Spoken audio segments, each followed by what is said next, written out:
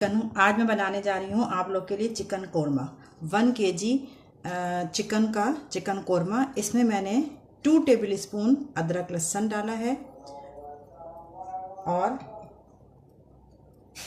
1 table spoon नमक, 2 table spoon पिसी हुई धनिया, 1 टेबल स्पून पिसी हुई लाल मिर्च, हाफ टी स्पून हल्दी, हाफ टी स्पून पिसा ये लाल मिर्च है कश्मीरी लाल मिर्च, और हाफ टी स्पून जायफल जावित्री का पाउडर मिक्स करा हुआ है। ये सब मैं मिक्स कर दूंगी, इसमें मिक्स करूंगी और फिर आपको बताती हूँ कि मैं क्या कर रही हूँ। ये सारा मसाला जो है ये मैंने इसमें चिकन पे लगा दिया, जो मैंने आपको दिखाया था।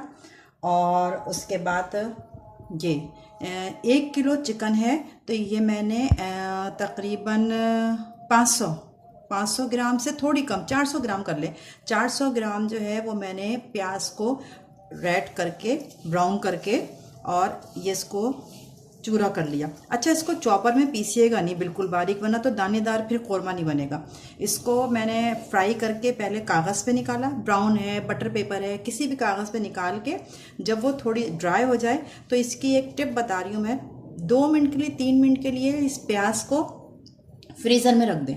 जब आप इसको फ्रीज़र से फ्रीज़र से फ़ौरन निकालें और इसको इस तरह चूरा कर लें, ये देखें, तो फिर ये दानेदार प्याज होगी तो कोरमा भी दानेदार बनेगा। ये पूरी प्याज इसमें शामिल कर दिया और 1 कप दही, और ये फिटी हुई है। इसको खूब अच्छी तरह से फेंट लेना चाहिए, वरना तो अगर आप नहीं फेंटेंगी और ऐसे के ऐसे डाल देंगी तो सालन में ऊपर वाइट दही तैरेगी, तो वो अच्छी नहीं लगेगी। दही को खूब अच्छी तरीके से फेंट कर ये सब भी इसमें शामिल कर दिया।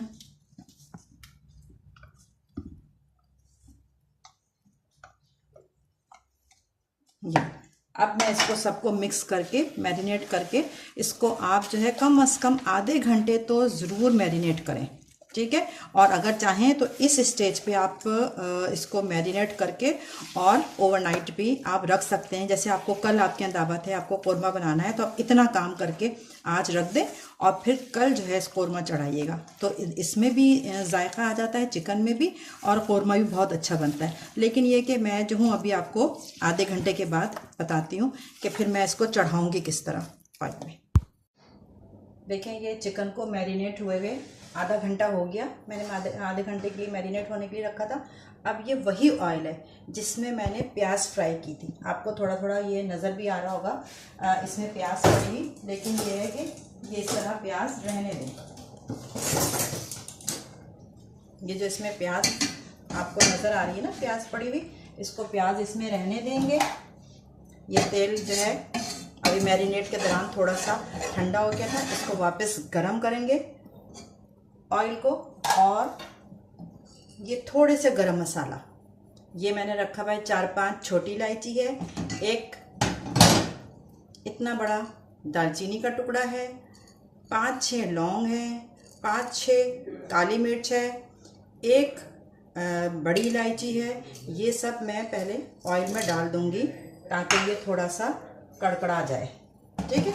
इसको पहले थोड़ा सा इसका जायका जो है इन सब गरम मसालों का कोरमे में आने देंगे।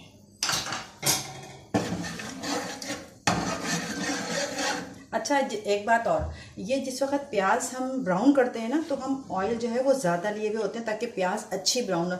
कम ऑयल में प्याज जो है वो क्रिस्पी ब्राउन नहीं होगी, वो सौथी सी होगी, ब्राउन भी हो जाएगी जब भी वो चूरा नहीं होगी हाथ से।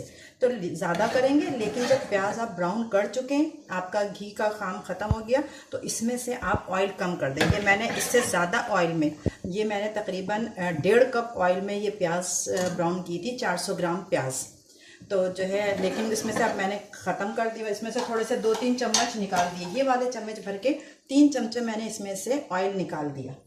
ये मेरे गरम मसाला देखिए, ये इसमें से बबल निकलने लगे ना, ये कड़कड़ा गया। ज़्यादा देर नहीं, वरना तो फिर जल जाएगा। और जितनी भी चिकन हमने मैरिनेट होने के लिए रखी थी,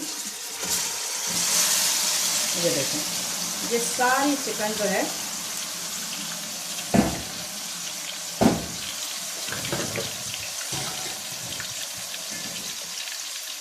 इसमें डाल के ये मैं चला लूँगी।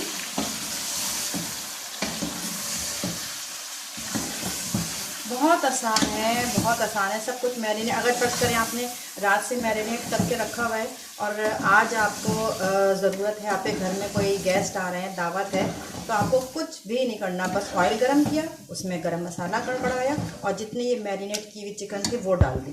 वो डालने के बाद ये थोड़ा सा गर्म हुआ तो इसको मैं पानी डाल के जितना भी प्याले में मसाला लगा हुआ है ना वो लेके आती हूँ। ये देखें, ये इतना, ये देखिए व्यूअर्स 15 मिनट हो गए। मैंने आपसे कहा था ना 15 मिनट बाद खोल के दिखाऊंगी।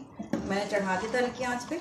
ये 15 मिनट हो गए और ये देखिए सालन वैसे तो बिल्कुल रेडी है, लेकिन अगर किसी को इससे पतला रखना है, थोड़ा सा और ग्रेवी को पतला करना है, तो वो थोड़ा सा पानी डाल दे, बिल्कुल ज़रा सा, ताकि ये पकने के दौरान ही बस चिकन भी गल गई है। बस जब ये थोड़ा सा पानी डाला है ना मैंने, मेरे ख्याल में 3-4 टेबल स्पून डाले हैं बस। ये देखें इसके, ये ज़रा पानी पक जाए उसके बाद इसमें मैं डालूँगी बिल्कुल बंद करते वक्त। जब ये पानी पक जाएगा ना, अब ये 2-3 मिनट और पकाऊंगी मैं बस। ये कौरमा तैयार है, चिकन सारी गल गई है बिल्कुल। आप ये देखें चिकन सारी गल गई है। ये देखें नज़र आ रहा है ना, इसका पीस अलग हुआ हुआ, ये हड्डी छोड़ने लगे ना तो समझो चिकन गल गई। ये चिकन गल गई है। बस मैं सिर्फ 1-2 मिनट इसलिए पका रही हूँ और कि अभी मैंने थोड़ा सा पानी डाला है इसमें, ठीक है। ये करने के बाद जब ऐड होगा ना, बिल्कुल मैं चूल्हा बंद कर दूँगी। तो ये देखें, ये क्या है, ज़ाफ़रानी क्योड़ा नज़र आ रहा है आपको, देखो ये ज़ाफ़रानी क्योड़ा। ये मैं 1 टीस्पून ज़ाफ़रानी क्योड़ा डालकर और ढक्कन बंद करके रख दूँगी। बस अभी सर्व नहीं करना है। जब आपका कौरमा तैयार हो जाए, आप जो है 1 टेबलस्पून ज़ाफ़रानी क्योड़ा डाल के और इस तरह ढक्कन बंद कर दें। चूल्हा भी बंद कर दें, पतीली का ढक्कन भी बंद कर दें ज़ाफ़रानी क्योड़ा डालकर। बस उसके अंदर जो है फिर कौरमे की आप खुशबू देखिएगा। और ये बिल्कुल आम पंसार की दुकान से, जहाँ पे हल्दी नमक मिर्च वगैरह सब पीसी मिलते, वहीं पे मिल जाएगा। और बस ये आपका कौरमा रेडी हो गया। अब सब सर्व करते वक्त आप जो है ना हरी धनिया, वो कटी हुई अदरक वगैरह सब डालेंगे। तो अभी तो मैं सर्व नहीं कर रही, अभी तो मैं क्योड़ा डाल के बंद कर दूँगी। फिर जब मुझे मेरे गेस्ट आ जाएंगे, मैं उनके आगे सर्व करूँगी तो आपको डिश दिखा दूँगी, तो फिर मैं कटी हुई अदरक वगैरह सब डाल दूँगी। ये देखिए मैंने ये ज़ाफ़रानी क्योड़ा डालने के बाद पतीली को ढक के रख दिया था ना, तकरीबन 10-15 मिनट के बाद मैंने, अब इसके सालन के अंदर क्योड़े की खुशबू बिल्कुल बस गई है। अब ये है कि हम इसे गर्म करें, कुछ भी हो, इसके अंदर से वो खुशबू नहीं जाएगी। और अगर उसी वक्त मैं ढक्कन उठा के और बाउल में निकाल देती ना, फिर वो खुशबू नहीं रहती। इसको मैंने हरी धनिया और अदरक से डेकोरेट कर दिया और ये है मेरा चिकन कौरमा तैयार। ठीक है, एंजॉय करें। और प्लीज़ अगर ये वीडियो मेरी कौरमे की पसंद आए तो लाइक भी करिएगा, शेयर भी करिएगा और सब्सक्राइब भी करिएगा।